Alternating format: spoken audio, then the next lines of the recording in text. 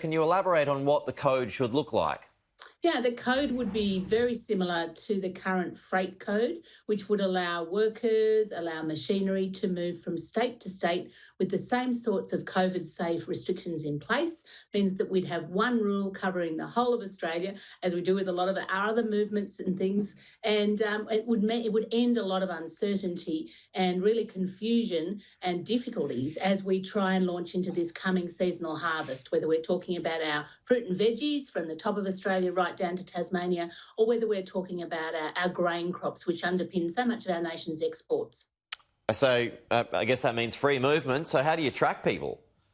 Well, you have to have, I think, COVID-safe restrictions in place. Farmers already have border a lot of biosecurity controls, so we're used to handling these sorts of things. You may need to implement a COVID testing regime. You may need, obviously, you'll have border restrictions anyway, where people can check in at the borders. They can keep a logbook. Of truck drivers now keep logbooks anyway. There's a number of ways that you can actually track people and make sure that they're doing what they say they're doing, which is going about their daily business, harvesting our food and fibre. But mostly, Pete, they're actually moving from areas where there are limited or no COVID cases at all to other areas where there are limited or no COVID cases at all, and they're coming in contact with nobody who's ever had the virus, which is like a lot of regional Australia at the moment. So much of that, Sorry, Fiona, go ahead.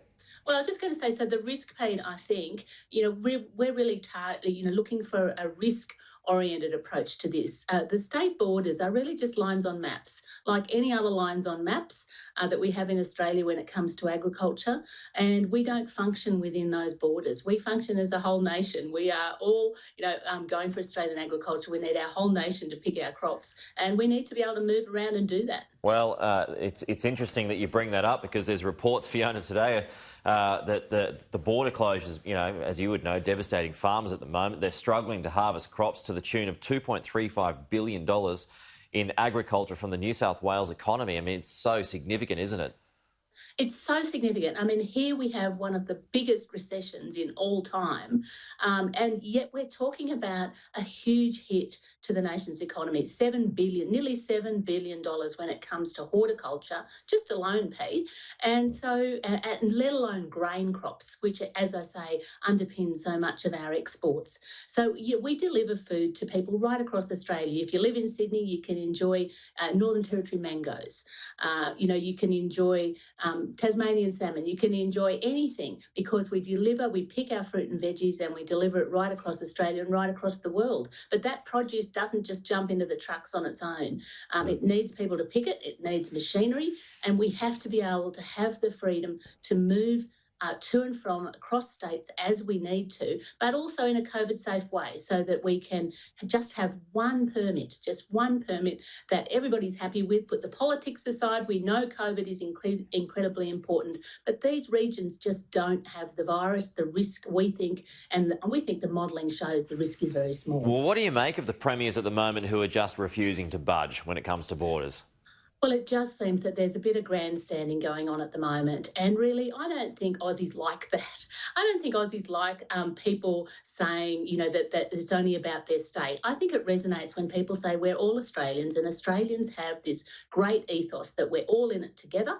And look, we're going to be in this virus really for quite a long time yet. We've got to live with it. It's business as usual on our farms. It has been for a while, yet we're being treated as if we're hotspots. We can't do that. We have to have a risk approach. We have to have one system that's going to keep us safe, that's enabling us to lock down when we have to, that's enabling us to track people and move. We've got a number of those things in place now already that is going to enable us to do that. But the reality of it is we're moving people in areas where there is little or no virus and has been little or no virus. It makes you wonder, though. I mean, there's going to be so much talk about a definition surrounding a hotspot today that will be brought up at National Cabinet, Fiona, but what's the point of it if the premiers don't take it on?